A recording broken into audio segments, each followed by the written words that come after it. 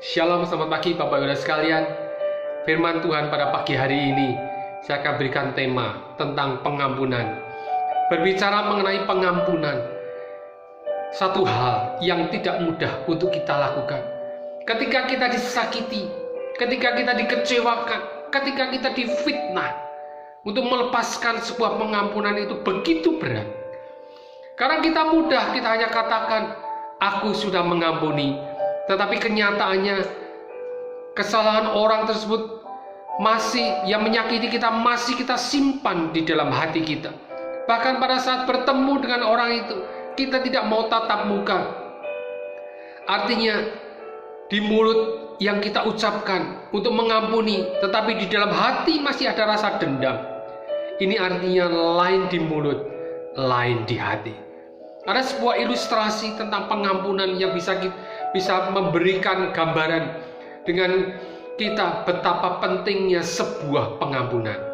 Ada dua orang sahabat yang dia melakukan perjalanan. Di dalam perjalanan itu mereka melewati sebuah padang pasir. Selama dalam perjalanan, tiba-tiba dua sahabat ini terjadi suatu pertengkaran yang hebat karena ada selisih paham. Sehingga si A ini mulai emosi dan meledak-ledak. Si A ini mulai menampar sahabatnya si B. Tetapi B ini tidak membalas. Dia hanya menulis di atas pasir, hari ini sahabatku A telah menampar aku. Singkat cerita, mereka mulai meneruskan perjalanannya dan tibalah di sebuah oase atau mata air di tengah padang gurun. Mereka semua mulai melepaskan lelah. Mereka berenang. Tetapi tiba-tiba si B ini, dia mengalami masalah di dalam kakinya. Dan dia mulai tenggelam. Dengan sigap ini si A langsung menolong si B. Dan si B ini bisa diselamatkan. Dan setelah semuanya baik, si B ini mulai menuliskan di atas batu, hari ini sahabatku A telah menyelamatkan aku. Si A mulai bertanya kepada si B, mengapa pada saat aku menampar engkau, pada saat aku menyakiti engkau, kamu menulisnya di atas pasir, apa yang aku perbuat? Tetapi pada saat aku menyelamatkan engkau, maka kamu menulisnya di atas batu. Jawab si B ini, hal yang buruk, menyakitkan, biarlah itu cepat berlalu pada saat angin bertiup. Tetapi pada saat engkau berbuat baik kepadaku, maka aku akan mengingat untuk selama-lamanya. Sehingga aku tulis di atas batu, sehingga tidak akan terhapus. Hal yang buruk biarlah mudah kita lupakan, tetapi hal yang baik harus selalu kita ingat. Bapak Ibu sekalian, seperti halnya Tuhan Yesus, Dia telah memberikan pengampunan atas dosa-dosa kita. Dia sudah menebus dosa-dosa kita dengan mati di atas kayu salib, dan tidak akan mengingat-ingat lagi dosa-dosa kita. Sekalipun dosa kita merah seperti kirmisi dan merah seperti kain kesumba, tetapi Yesus mau melupakan, Yesus mau mengampuni kita. Di dalam Yesaya 1 ayat 18 dikatakan, sekalipun dosamu merah seperti kirmisi, akan menjadi putih seperti salju. Sekalipun berwarna merah seperti kain kesumba, akan menjadi putih seperti bulu domba. Dalam kehidupan kita sehari-hari, kita mungkin sudah berkata, sungguh aku sudah mengampuninya. Tetapi setiap kali bertemu dengan dia, hati ini masih terasa sakit sekali, karena dia sudah menyakitiku. Pada saat kita dengan sungguh-sungguh menghayati pengampunan akan Tuhan, maka kita akan mudah bisa melepaskan pengampunan. Bapak Ibu sekalian, pada saat Tuhan Yesus disalib di atas kayu salib, bersama-sama dengan dua penjahat di sebelah kanan dan di sebelah kirinya. Penjahat itu memang layak untuk dia dihukum karena dia melakukan kejahatan. Tetapi Yesus sama sekali dia tidak bersalah. Tetapi penjahat yang di sebelah kanan Tuhan Yesus, dia mengatakan kepada Yesus, apabila engkau datang sebagai raja, maka ingatlah akan daku. Dia percaya bahwa Yesus adalah anak Allah. Dia percaya bahwa Yesus adalah orang yang tidak bersalah. Dan seketika itu juga Yesus mengampuni dosa penjahat di sebelah kanannya. Karena dia mengakui bahwa Yesus adalah anak Allah. Dan Yesus menjawab, sesungguhnya hari ini juga engkau akan bersama-sama dengan aku di Firdaus. Tuhan Yesus tidak melihat latar belakang kejahatan yang dilakukan di masa yang lalu dari penjahat itu. Tetapi Tuhan Yesus dia mengampuni dengan sempurna. Di dalam Markus 2 ayat yang ke-10 dikatakan bahwa anak manusia berkuasa mengampuni dosa. Tidak hanya itu, ia juga mengampuni segala pelanggaran dan segala dosa kita dengan sempurna.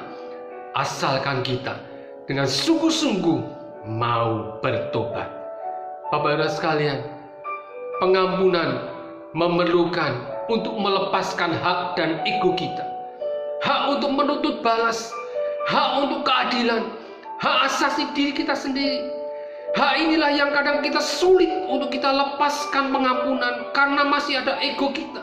Ego kita yang menguasai hidup kita, sehingga kita kadang sulit untuk melepaskan pengampunan. Kasih Tuhan kepada manusia begitu besar. Dia rela mati menebus dosa kita, dan dia tidak mengingat-ingat lagi pelanggaran kita. Dia sudah melepaskan dosa-dosa kita sejauh timur dari barat, dan dia melepaskan dosa kita jauh dari tepi laut, karena dia sangat mengasihi kita. Marilah kita teladani Tuhan Yesus dalam kehidupan kita, yang memiliki kasih dan memberikan pengampunan. Di dalam Efesus 1 ayat 7 dikatakan bahwa sebab di dalam Dia dan oleh darahnya kita beroleh penebusan, yaitu pengampunan dosa menurut kekayaan kasih karunia-Nya. Haleluya. Begitu besar kasih Tuhan kepada kita. Pengampunan itu memang sulit. Tidak ada yang bisa melakukannya kecuali kita dimampukan oleh kekuatan yang melebihi diri kita, yaitu kita memiliki kasih. Tanpa ada kasih, kita tidak akan bisa melepaskan pengampunan. Sudahkah kita saat ini memiliki kasih itu, supaya kita bisa melepaskan pengampunan terhadap orang yang menyakiti kita? Bapak-Ibu sekalian, mari pada pagi hari ini kita mau meneladani Yesus. Kita tidak melihat, kita tidak memandang pelanggaran pada orang lain, apa yang sudah dilakukan di hari-hari yang lalu. Tetapi pagi hari ini, dengan kita memiliki kasih, kita bisa dimampukan untuk kita melepaskan pengampunan itu di dalam diri kita. Ada satu manfaat yang luar biasa pada saat kita mengampuni. Ada satu berkat yang luar biasa pada saat kita melepaskan pengampunan.